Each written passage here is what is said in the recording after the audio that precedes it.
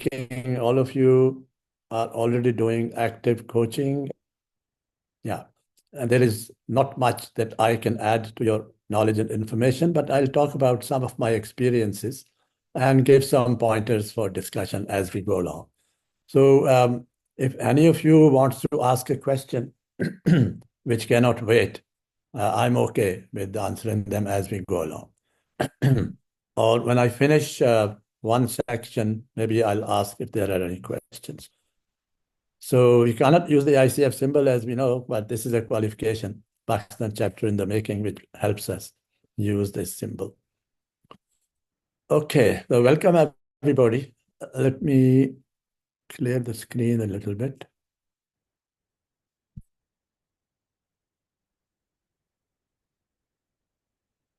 Oops. Everything is cleared.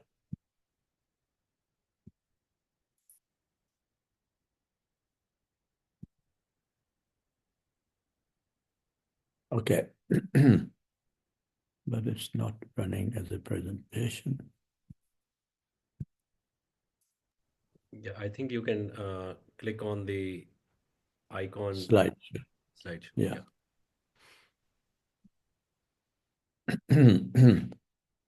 Is executive coaching right for me? We'll talk about this in a minute. I want to talk about ICF and the great contribution that this association of coaches has made to the profession of coaching. As we all know, coaching profession is relatively new, only a few decades old, and it needed some kind of a grounding for to be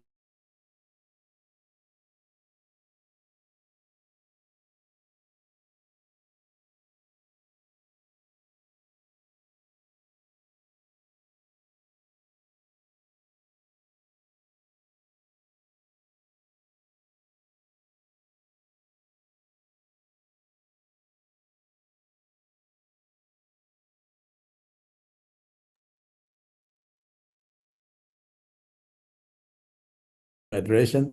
The next is EMCC, European Mentoring and Coaching Council, and the third one is Association of Coaches. Okay, let me just look at the membership of all these three.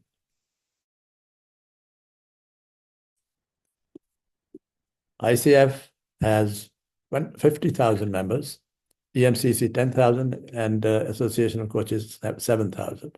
Now, there's a great gap between the first and the second, 50,000 and 10,000. This, I think, just goes to indicate that ICF has done very wholesome work in the field of coaching, which has made it popular among coaches and which has added to the value of membership that we all gain. We move forward. India has 896 members, ICF members. How many Pakistan has? I think we have an indication. We know there are 12 members.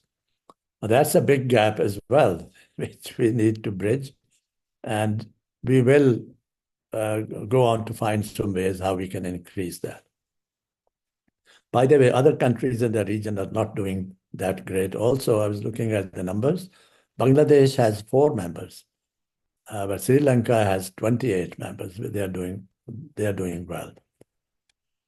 Anyway, so as you were talking about earlier, Omar, we need to have our internal meetings to actually focus on expanding the membership and how to do that. So we will talk about that later. Thank you, Omar, for introducing me. I just put this in front, 18 years of coaching, 30 years of corporate experience, PCC credential, mentor coach, NLP, Hogan, and certified Blanchard Leadership Coach as well. So I have coached leaders at all levels and from variety of industries, hobbies, FMC, banking, textiles, consulting, and engineering. My own field was banking. Surprisingly, the biggest number of coaches I have are non-bankers. All other industries are perhaps more fond of coaching. This also goes to show that prior industry experience is not necessary. So you can coach any professional if you are a good coach. My small firm is known as Coaching Resolve. Before I start off, I am going to talk about a coaching once I did, and I'm going to ask your opinion how one could move forward in this.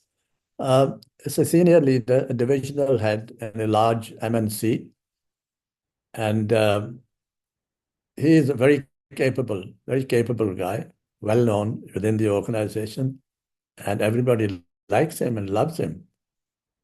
But having achieved a certain level of seniority, divisional head, he was looking forward to becoming a CEO of a small offshoots. And this MNC keeps throwing small companies, related fields, new companies, and they would promote one of their senior leaders to become CEOs. But this guy has not been promoted for the last 2 or 3 years. He was actually eligible. So he must have gone to his HR. What's wrong with me? Why I'm not being promoted? So the HR didn't really give him, direct answers. But the HR suggested, why don't you undergo some form of coaching and you may find out yourself what you need to do. So the HR called me and asked me for arranging coaching. So after doing the logistics and so on, I had the first face-to-face meeting with this guy. Excuse me.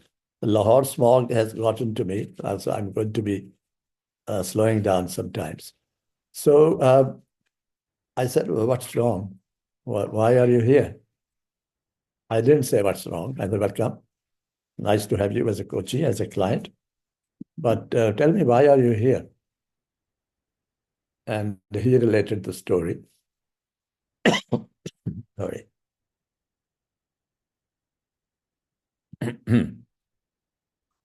So I said, well, tell me, what does the HR tell you? He said, I have received some feedback from HR and from some senior leaders that I am a bit rigid in my approach towards my profession, approach towards life. I said, what does that mean? He said, I don't know. So it was an interesting thing. So I asked the HR if I can have some recent assessments that had been done on him. And he said yes. So I received last year's 360, went through that. And it did indicate some comments from subordinates as well as some peers that he is a bit strict.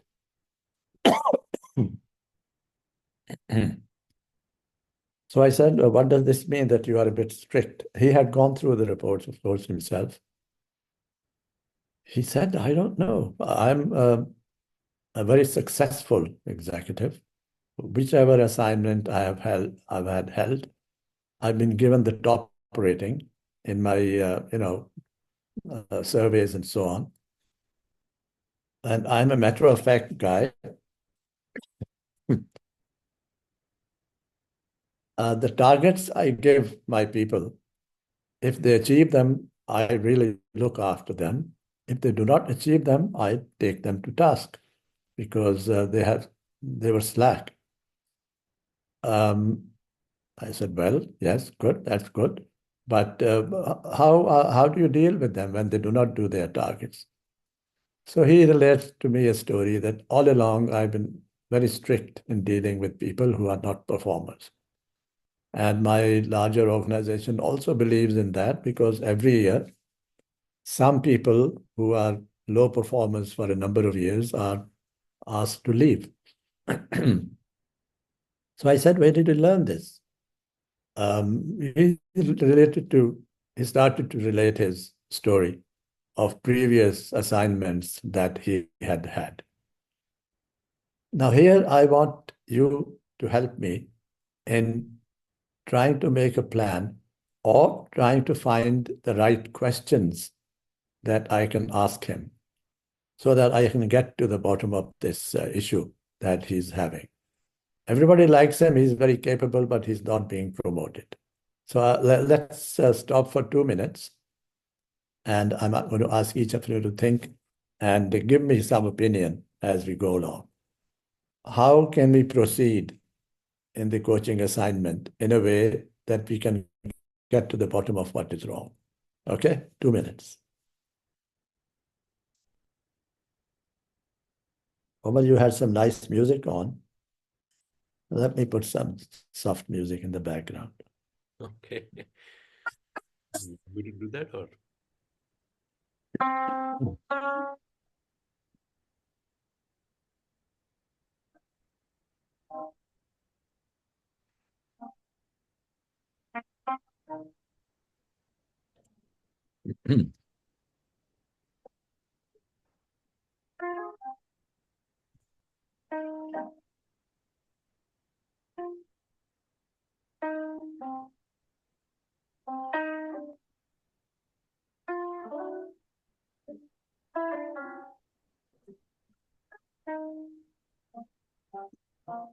Khadija has mentioned in the chat box that you mentioned rigidity and strictness. Mhm. How does that manifest? In his behavior? Is this a question or is this? Yeah, it manifested in his behavior Hmm. vis-a-vis clients and colleagues and seniors. Hmm. Yeah, Khadija would ask So, this question. In fact, Khadija would ask this question. And another question asked by Samina, basically, in answer to your query that how to proceed and what question to be asked, Samina is saying that she will ask, how is your approach serving you? okay, good, good. He mentioned it himself. I'm doing everything right, Hmm. but I'm not being promoted. I am not being promoted. That's how it was serving him. Hmm. By the way, So who's any other? writing? They can unmute and tell it. But Danielia also is asking, is saying that in what ways do you think your approach to strictness or rigidity has impacted your team's performance or morale? Good question. That, yeah. Mhm, mhm, And mhm. how do you Yeah, believe good. your leadership style has influenced your relationship with your peers? Hmm. Um, Peers wise, he was very good. Actually, his department was also doing very well, Mm. overachieving their targets and so on. So, any other? Why don't you just ask it verbally if you Yes, have any other yes. question? Yeah, Farhan is also mentioned that Yes. he should have focused. Ji Farhan, you can also unmute and Yeah, I think what happens is the people in performance does not like managers who give them the feedback, which is true, right? So Hmm. I think relying on what is documentedly measured performance and letting those employee read through and not, I would say, communicating because that becomes probably a personality issue that I'm strict or I'm rude, right? So it should be based on pure numbers or performance. And I think the dialogue part should be minimized. That's what I feel about it. Hmm. He was doing the numbers all right, and his staff was generally happy with him. Talking about the 360. Samina has also raised Um, her hand. Samina, please go ahead. Yeah, please go ahead. Yeah, thank you. So I would probably touch base with the company's core values and how they align with his own, Hmm. Hmm. and draw some awareness there, and then see what needs to be done moving forward. Hmm. Yeah, true. So I had looked at the company's values, and there was some issue, but there was one question which led me forward, and then I hit upon an approach. The question I asked was, you're doing very well, mashallah, I said. Your numbers are always great. Your bonuses are also very heavy, very healthy. So this kind of leadership style that you are exhibiting, which has served you very well so far, where did you learn this approach? So I just asked a casual question. Did you attend a management course, or where did you get it? And then that clicked with him. He said, oh, I've always looked up to a senior leader in my previous organization. This was an organization he served 8 years ago. And he said, he is my favorite corporate leader of all times. And he does his work like this. He's very good in his work. He's very knowledgeable. And he's very kind to the people. But wherever performance is not given, he is very strict. I said, oh, that's nice. That's great. But if performance is not up to the mark, can one also bring about other people around to improving themselves by other means rather than being too strict? He said, no, it's not possible. He totally started to believe the only way to deal with people is to be extremely strict and as they call it, the carrot and the stick approach. I said, well, is there an issue that your senior leaders have? He said, yes, my approach is the same. In senior meetings, when I'm there, a new project is being talked about, to which I do not agree. I very forcefully put my point of view. I said, if you go ahead with this, the company will lose money and I will not be a part of it, and so on and so forth. His straightforward approach. I said, maybe that could be the reason that your difficulty in getting ahead. He said, no, that's not possible. So that was the time you guys might know when Jim Collins had started to write his books. And I recently read the Good to Great book. I hope some of you have read that. It's a very revealing book, Good to Great by Jim Collins. And in one chapter, the researchers who helped Jim Collins arrange the data, collect the data, they also interviewed the highly successful companies that he had listed. And the personality traits of those leaders actually surprised me when I read them the first time. So I recall that. I said, well, let me suggest this book to you. Kindly read through some chapters, especially that particular chapter that I noted. So next meeting, he brought the book with him. He said, how is this possible? What in that chapter Jim Collins had placed was when they interviewed the CEOs of those highly successful companies, one of the traits which all of them exhibited was humility. When they were praised for their performance and for their great work in their companies, they said, oh, we were lucky. I had great teams. He would not take the credit for himself. So most of the senior leaders in those highly successful companies were very humble people. So he was surprised and it hit him. He said, is that possible? I said, this is the data. There is research. So how about trying a different approach? This was a few sessions down the road that he started to think about it. And later on, I played a couple of role plays with him, where I was employee in one of those, and I was the leader in one of those. And he adjusted his approach.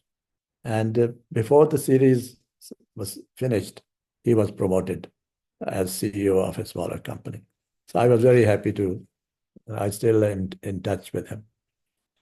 Okay, so learning from this for me was let's read more and more the current literature on management and leadership and so on. And they will suggest many ideas that we can use in coaching. This topic, why did I choose this topic? Because when I started coaching, I asked myself this question: is executive coaching right for me? And some young coaches later on also asked me, should they go into executive coaching? I said, well, let's talk about it as we go along.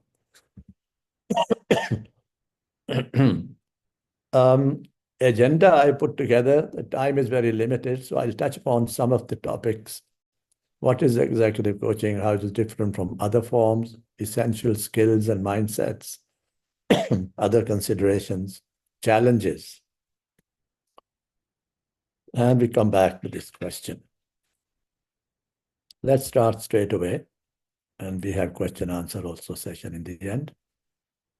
I'm not going into detailed definitions of what executive coaching is. We all know coaching is coaching, and executive coaching is when you are helping senior leaders and executives, and not just commercial organizations, also from the government, also from the social, the welfare kind of companies.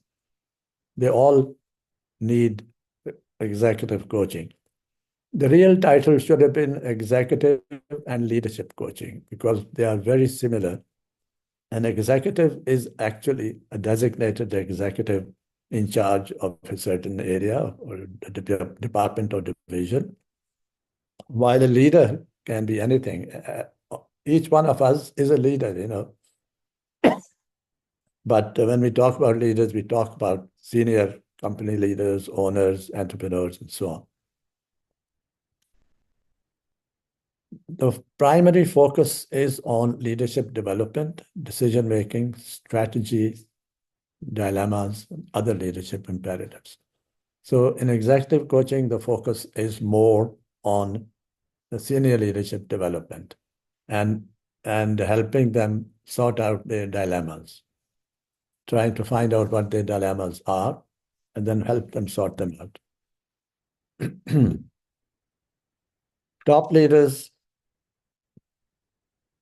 drive organizational outcomes through leadership empowerment.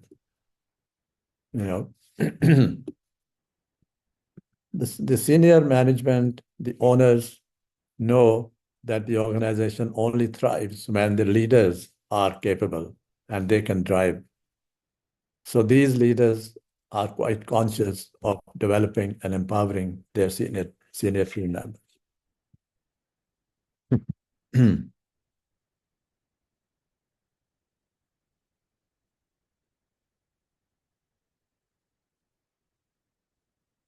Okay.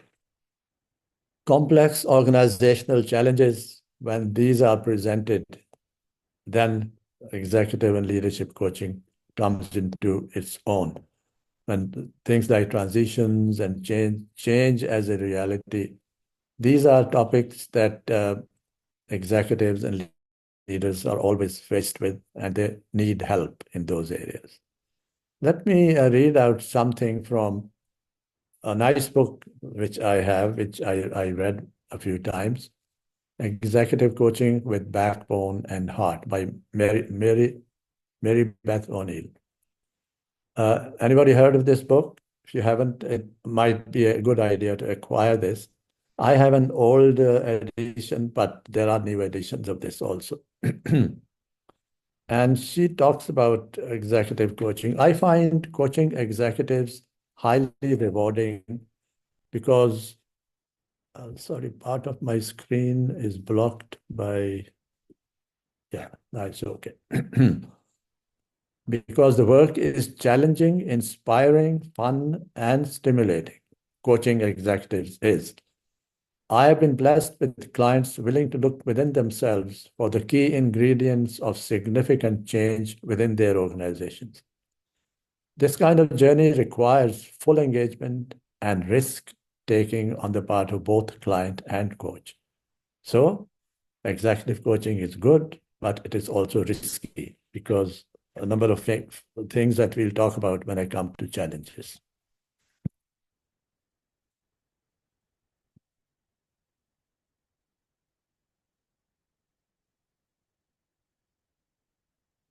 Okay. Key differences from other types of coaching. Client profile, as we all know, is usually senior leaders and executives who have unique needs and motivations and expectations from the coach who has been assigned to them. So there's a lot of expectation that those guys have. They perhaps expect that we'll commit, do some magic, and they'll suddenly become great people. The stakes are very high with these executives. The decisions they make can cost millions and can earn millions. So it's a very high intensity game, coaching executives. Results driven and goal oriented. Much of the coaching with senior leaders is very focused on results and very focused on the goals that they have to achieve. Knowledge and skills, there are books, there are so much information available, articles that you will go, but let me just point out some areas. Your presence. We all know what executive coaching presence is. You actually become kind of a role model for the people that you're coaching. So your attire, your presence, your communication, and your timekeeping, and your organizational skills, and so on, all are going to be on display when you coach senior leaders. So our presence needs to be inspiring, inspiring confidence in them, openness, and professionalism. Number 2, business acumen. Now, this is something which some people might find challenging, those who have not worked in commercial organizations or things like that. When you're doing executive or leadership coaching, you need to gain sufficient knowledge and some background into what goes on in businesses, because you're going to be talking about profit and loss with the executives, about marketing, about the organizational structure and so on. So it's nothing difficult if you have learned how to coach. It's just another step to get more familiar with what goes on in businesses. Systems thinking. Everything is interlinked. Everything is related. This needs to become our motto, that you might have heard that little idiom that when a butterfly flutters its wings in Brazil, there is a tornado in Texas. Things are so much interlinked that one thing leads to another, and the results are because of the causes. A tree grows where the seed is planted. Systems thinking.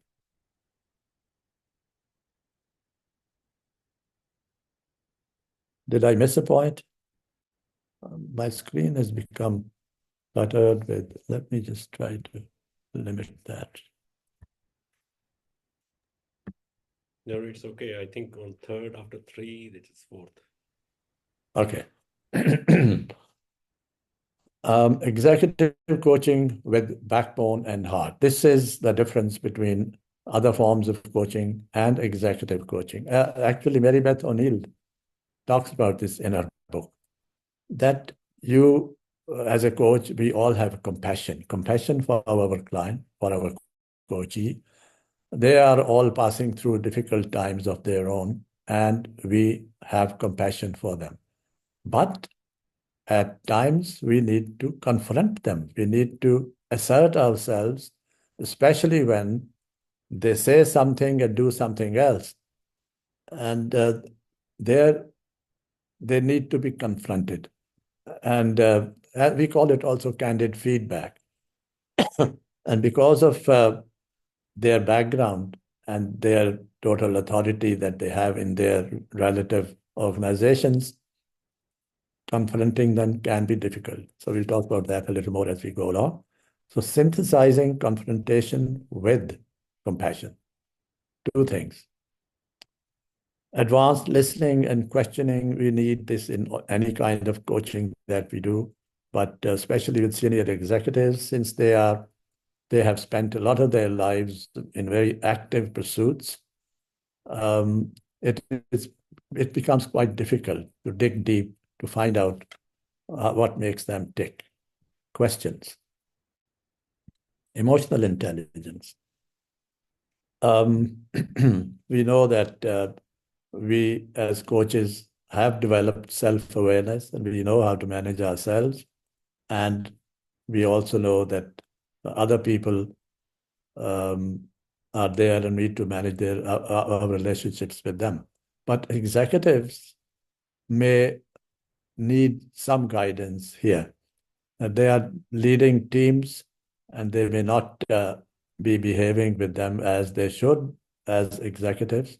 So emotional intelligence is something which also is the difference that we need to keep that in mind when we are coaching executives. Executives, when we are coaching them, we are usually dealing with not just the coachee, but with their sponsors as well. Executive coaching is usually sponsored by the organization. And as coaches, we are dealing with the coachee, the executive himself or herself, their bosses, their HR, and perhaps the CEO. Usually the CEO also wants to interview when you are being tipped to coach their executives. And so we need to know how to manage them, because sometimes they are very curious and they want to know each and everything that we discuss in our coaching sessions. But as coaches, we respect confidentiality of our dealings with the client, and we need to make it clear beforehand. Mindsets. Growth mindset, continuous learning and adaptability. I once had an opportunity to coach a senior executives of a bank who had just retired. And he was lost. He didn't know what to do. I had a couple of sessions with him. And let me tell you briefly what happened. I asked him, well, sir, great. You now are free to do whatever you like to do. What do you want to do now? Because you worked for so many years and you can't just sit idle. He said, yes, I have my plans. I want to become a financial consultant, having been in banking for so long. I said, great. What kind of financial consulting? And he goes on to tell me. And I asked him, I'm sure you are capable of doing this consulting, this kind of consulting. You have sufficient knowledge and experience in this area? He said, no, I don't. He said, I've been just banking. And I wasn't a finance graduate. I haven't taken finance as a special subject in my MBA. I said, well, so what do you need to do? What do you want to do? He said, really, I should have taken finance as my majors when I was doing MBA. I said, well, what you can do now? He said, can I register for an MBA now in finance?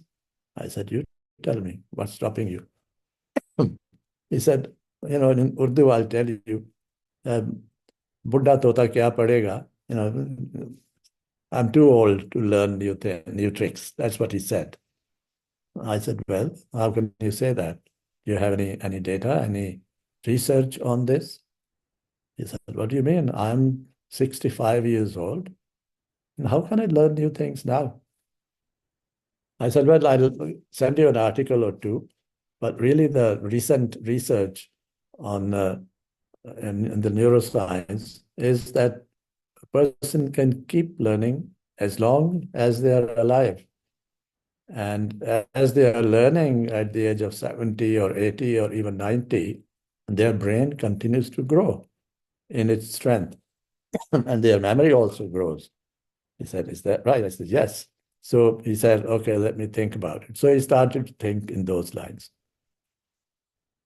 Balancing empathy and objectivity, we've talked about this before, and goal focus. That's the mindset that we as coaches have to keep in front. When we are coaching executives or leaders, they are very goal focused and they will very quickly align with the goal focus themselves.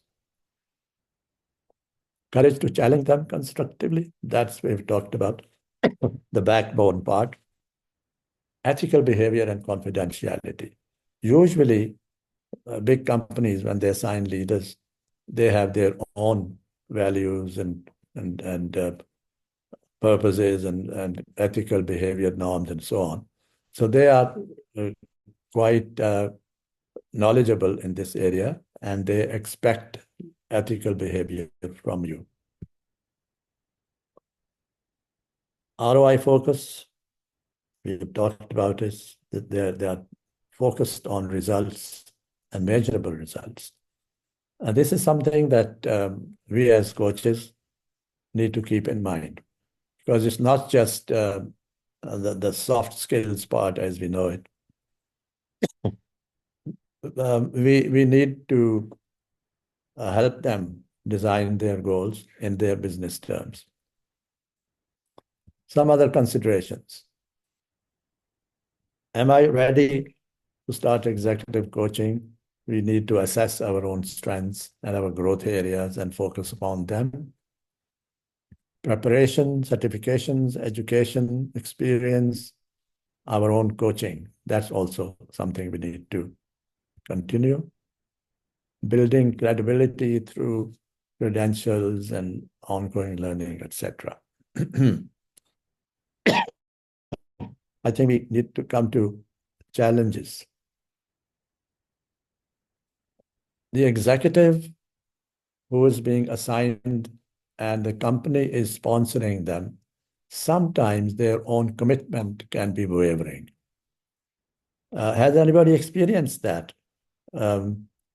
Coaching a senior leader or an executive who is not really interested in being coached. I don't know about you, but I have. I can't see all of you, and I don't know whether you're all sleeping or are you there? Omar? We are here, we are here, we are here. Okay. Very much here. I experienced it. Has some question, in fact.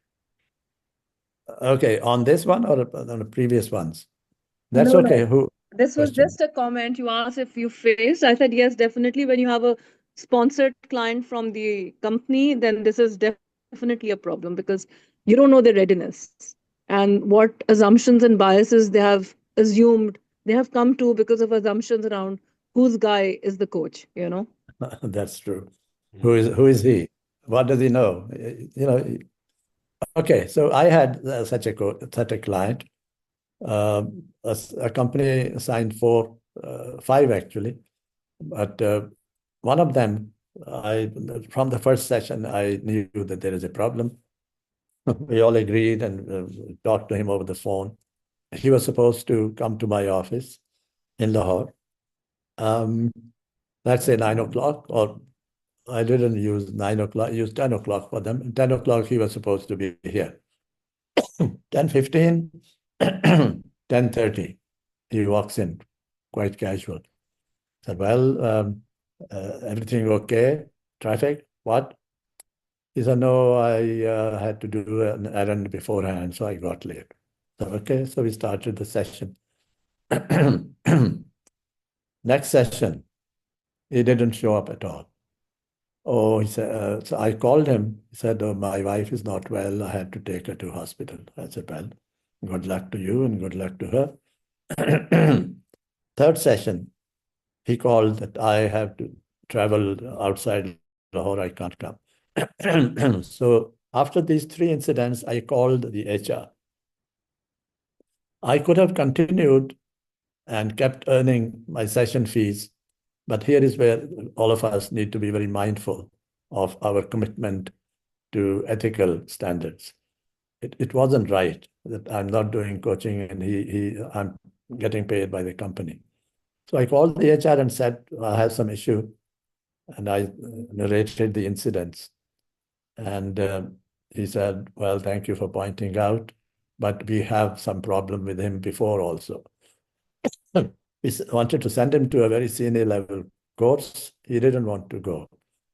Well, in another course, the CEO nominated him, paid the money, but he actually did not go to that one as well.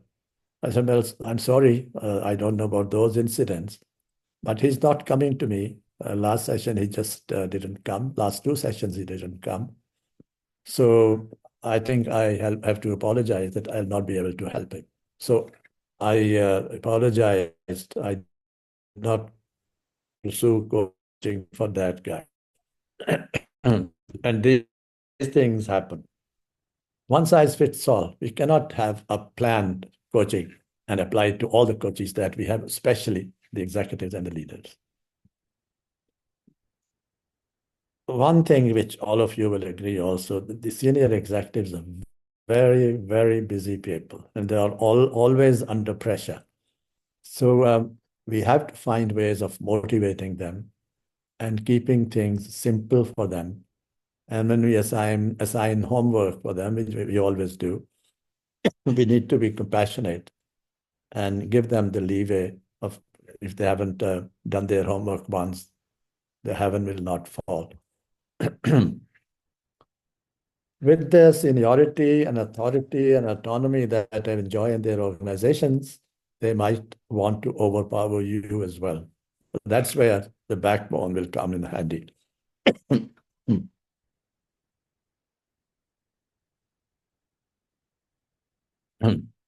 We need to be mindful that they are used to this in their organizations, but we will not be able to help them if they continue. It's difficult to give them candid feedback because of what we were talking about earlier. We have to make some kind of a policy and find a way to give them candid feedback, because without that feedback, they'll not grow. Sometimes we as coaches may be intimidated. I think somebody just commented before that they might say, who are you to come and coach me? I'm in engineering and you have been a banker. What can you tell me? So you have to mentally prepare yourself to answer such questions or queries. Tools and processes we all use, so we need to be careful in selecting what we use, because we don't want to appear childish or too mechanical in using those processes. Language barrier. This sounds strange, but I had a problem once, and I'm very conscious about making sure that the coachee speaks the same language as I do. It can be a matter of a dialect, but I once was given a coachee in Beijing. She was a lady, very senior executive. And the people who assigned me this coachee, they assured me she speaks perfect English. I said, great. So I accepted.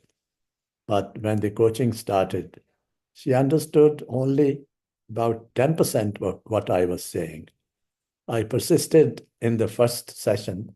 Then I called the principals and asked them, sorry, it's not going to work. She doesn't speak any English. So this can be a barrier. I have gone through partially. The first one I have read fully, Mary Beth O'Neill's Executive Coaching with Backbone and Heart. The art of executive coaching looks interesting. I couldn't lay my hands on the book, but I looked at a summary of that. What Works in Executive Coaching by Eric Hahn. So these are the three I can suggest to you if you want to go into executive coaching. So is executive coaching right for me? How do you answer this question? Let me stop sharing, Omar, and we can go back to seeing each other. How do I cancel that? I just you stop the sharing. no Now I see it. Now I see it. now it is. Okay, so is executive coaching right for me? I can't see all of you. I'm on a different screen. There we go. We are here. Screens. Surprise! I can't see anybody. But we can see you, and we can see everyone. So I can hear. So any comments on this? Is executive coaching right for me? Executive coaching, doing of executive coaching or Yes. executive coaching? No, doing executive coaching. You're all coaches, and you're perfectly capable of coaching anybody. But any comments on this? Having gone through some points, I believe that all of you and any one of you who decides to go in for coaching executives are perfectly capable of doing that. Why not? I have, I think it's a very basic question, but elementary sort. But I do, I mean, it really fascinates me. By the way, great presentation. Thank you so much. And it clears out a lot about the executive coaching. But one thing that has kept me from thinking about becoming an executive coach or actually considering the coaching leaders is that I personally feel that I don't have that many years of experience of the corporate. So don't you think that, I mean, experience counts? That's very important. The number of years of working as leadership or being in such positions. Because asking the right questions, the idea of whole coaching and having a niche is having some understanding, a grip of, to ask the right questions, you need to have some experience where the client may be coming from. As you said in your last slide, about 2 slides before, that we need to be prepared. The challenges that an executive coach could face is someone coming from a engineering background, while you're from the banking industry, but you need to be very well versed and very prepared for the sort of question an engineer would ask.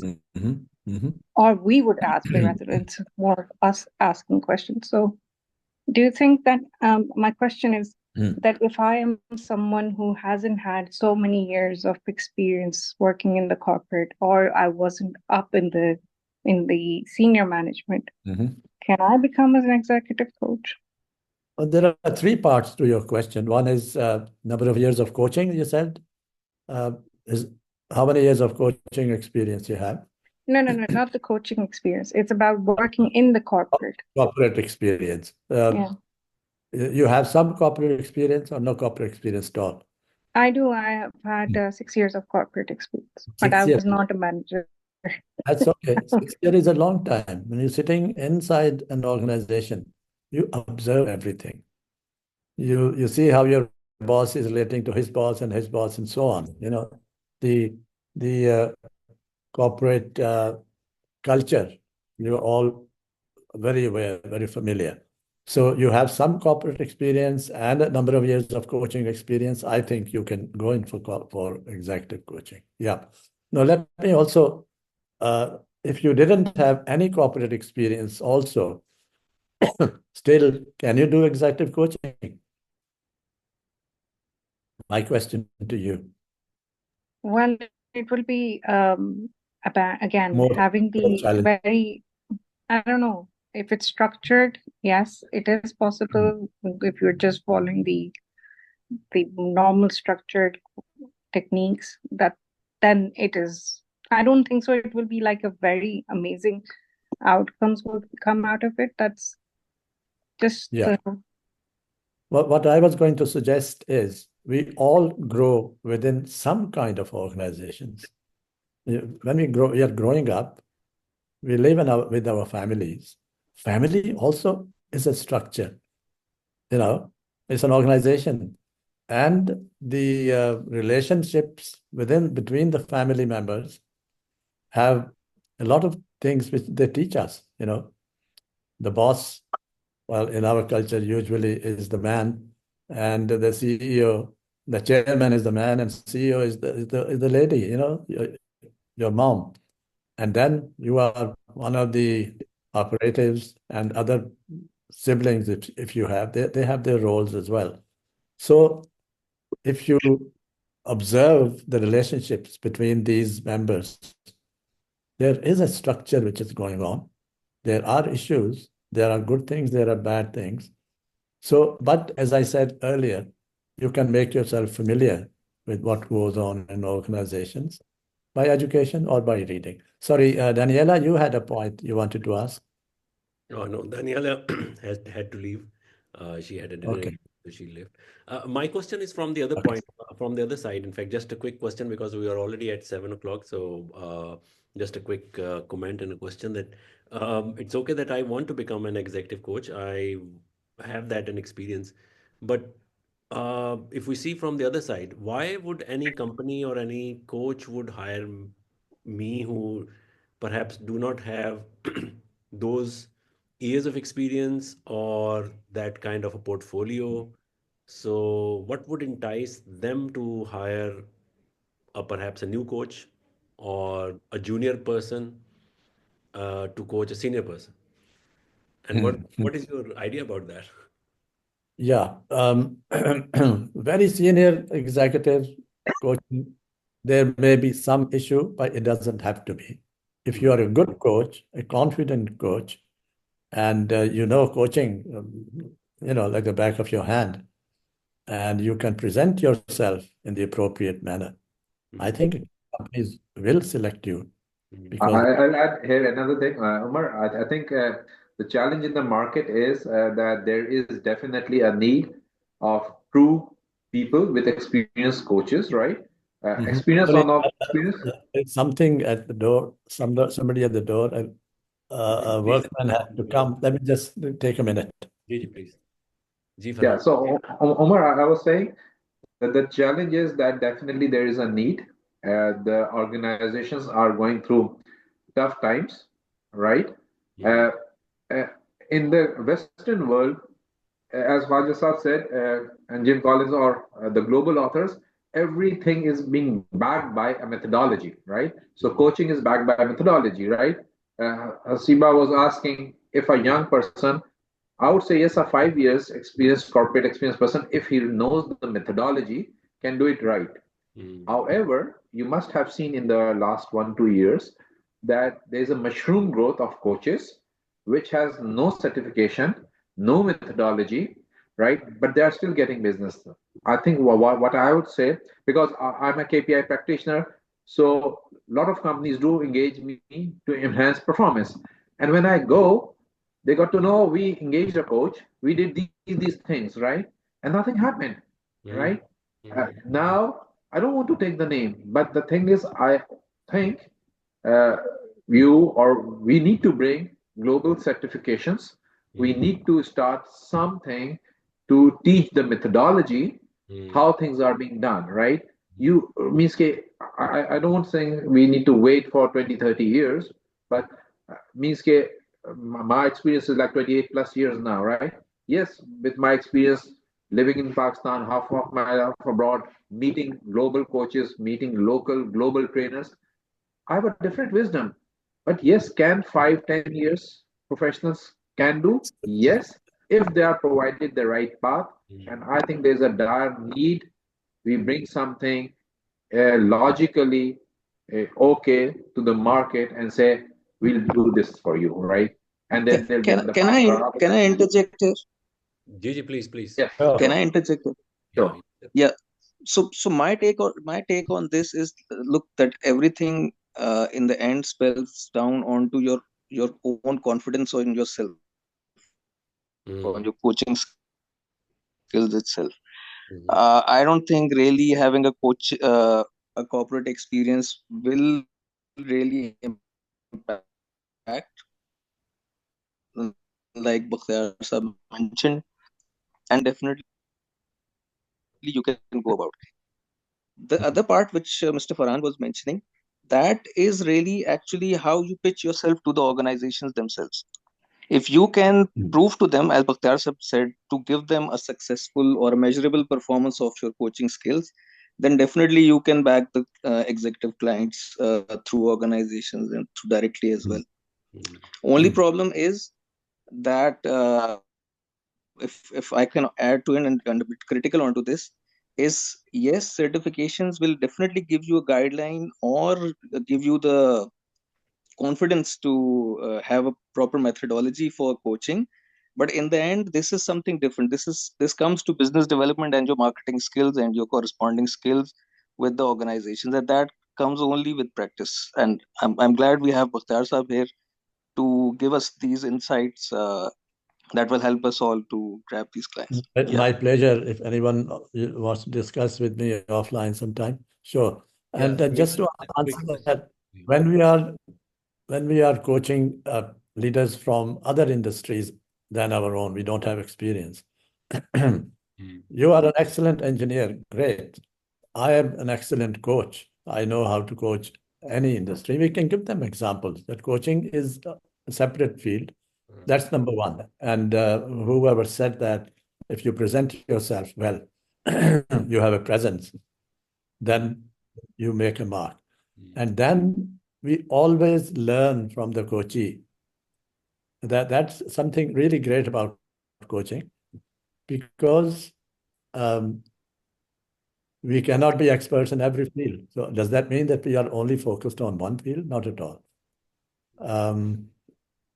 In the first meeting, I always hear them out, listen to their story, and listen to their place in their organization, their bosses, their immediate, the reports. And I make it on my own paper. I make an organization chart where his position is. And then they will reveal what are their strengths and what are the issues they want to address. And that will be our learning as we go along. So there's absolutely no hindrance. If you have some corporate experience to be able to coach corporate leaders, why not? So my question is, if you get the business, as Mr. Yasser said, right? And as a coach, you could not deliver to their expectations, right? You might not get the repeat business, right? Generally, the industry is reasonably sized, so you'll get another company. But I think the repute or the value of coaching would be start questioned. I think, is it favorable to do that, or have the right things and bring the right product to the market? If you have undergone coaching training, as ICF's expectations are, so many hours of learning coaching, and you have some coaching experience and you have developed a presence, the first thing is the contract that we make with them. And sometimes they are expecting too much. In our first meetings with the bosses, with the HR, we need to lay it down. Coaching does not promise any particular results. Okay, it's a process. And we are sure that your leaders or the coaches that you're assigning us will develop. But if you want to say that after the 3 sessions, he will be able to deliver that kind of result, there is no guarantee. And it all depends how much commitment he shows towards coaching. That, I think, is the crucial part. Just very quickly, Samina has risen her hand for a while. So just last one question or comment by It's a Samina, mean. if you have any. And Yeah, Sorry, I didn't. no Yeah. problem. So my question is related to an observation. I think a lot of it boils down to the corporate expectations around what blend of mentoring and coaching are they expecting? And from your experience, Bakhtiar Saab, what would you say? I mean, what is your practice around mentoring and coaching? What percentage would you be blending there?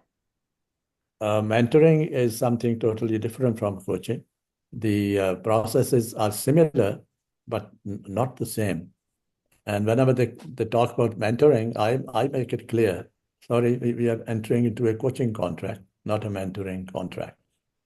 So we can talk about the difference between the two at some other opportunity. Okay. So we enter into a coaching contract and make it quite elaborate so that it's clear that my responsibility is this, the client's responsibility is this. And if all that happens, then things will change. I think we are nearing the end of time. yeah, Uh, we are. In fact, you brought up this topic. Samina asked this perhaps, and you brought this up also. So there's a document by ICF, in fact, coaching, consulting, and mentoring. A yeah. consultant, what is a consultant? What is a mentor? Uh, Mm. what is coaching? What is a coach? So ICF basically brings forward lots of interesting documents and keeps on sharing some good information about how coaching professionally, not only professionally, but also structured level, as Farhan and Yasser and we all were basically, we are all in the same space where we see that there is, of course, a mushroom growth of coaching. Once coach label is there, it's a very fancy name again. I would say that as the change management was once a fancy name, now coach, being an executive coach or coach, is a fancy name. So people would like to align with some coach. They hardly know that the coach is a credential holder or has some ethics or standards. And that's what basically globally what ICF is also doing, that bringing up some framework to this. And if there is a framework, if there is, it's basically a structure that if a car is to be made, it is made in that structured way. So that's a coaching is to be done, that's to be done in a structured way. If it is done in a structured way, of course, there is a probability is higher that the results will be more favorable, rather than at the end of the day you hired a coach and that the person is just talking to you or giving you advices or mentoring or doing health coaching also in executive coaching, or doing psychotherapy in executive coaching, or doing lots of other stuff in that. So But the that's my beauty of coaching is also its flexibility. It yeah. can't be. And I have coached executives, and some of them wanted to go into their, they wanted to lose weight. So you have to uh, help them become organized in that area also. uh, uh. Good. So if there isn't any other comment or feedback, so we should call it a day now. Thank you Yeah. very much, everyone, for joining in. And inshallah, we would give further information about. We have a session planned in January and February, but for December, perhaps in the last week, there would be winter breaks. So we will see how we plan it, an in-house ICF members in Pakistan meeting, or if we decide that we should have a larger session. So we will do that also. So thank you very much, Farhan Saab, Thank you. Hasiba, Yasir, Samina, and Khadija, and thank you very much, Bakhtiar Saab. Lovely to Thank you. Thank you all. Thank you, Omar. बहुत Okay. Thank you, शुक्रिया Thank everyone. you, everyone. खुदा Okay. All the best. हाफिज़